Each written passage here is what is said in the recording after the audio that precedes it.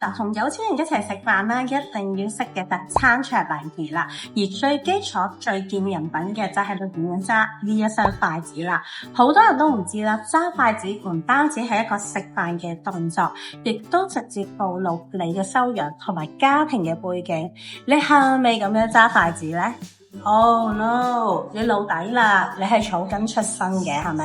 嗱，我咧由細到大咧都唔識揸筷子嘅，亦都冇人教過我點揸筷子啦。以前咧夾餸夾到未得咯，根本就唔會研究點樣去揸筷子。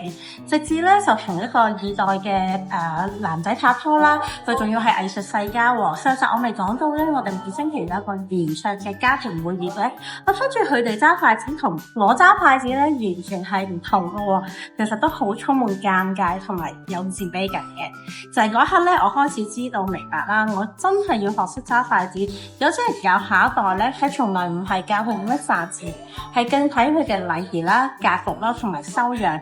咁亦都因為我呢份自卑啦，我決定下定決心，我改寫自己嘅命運，徹底改變我揸足錯咗20年嘅揸筷子習慣，由細節改變自己，提升自己。今日咧我就示範啦，點樣去揸筷子揸得標準啲啦，得體啲啦。揸筷子嘅方法咧，首先你有一個白板槍，咁咧呢個咧就係手指公啦。白板槍嘅手指公就係用嚟係管呢個音，呢度咧就管陽嘅。咁其實咧就係講求陰陽嘅。咁你首先將第一支咧就擺喺虎口位，咁啊用個手指公壓住，咁呢個咧係唔喐嘅，呢個代表陰。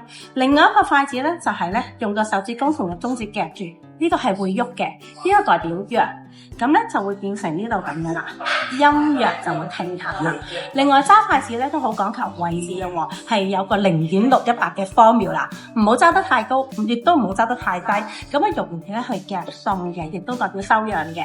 咁如果咧你都想咧你個孩子啦，從細有修養有格局，從細都要教識佢點樣去揸筷子揸得好啲啦。咁咧覺得我呢條片實用 ，like share 俾其他家長 follow 我，下次繼續同大家分享更多嘅育兒心得。拜拜，我食飯啦。